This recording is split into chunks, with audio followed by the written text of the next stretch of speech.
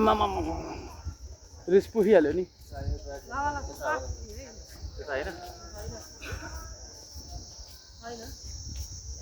आइ आइ motorcycle आइ आइ आइ ढाडमा हान्यो ढाडमा हान्यो आइ आइ ढाड फुत्किएको नि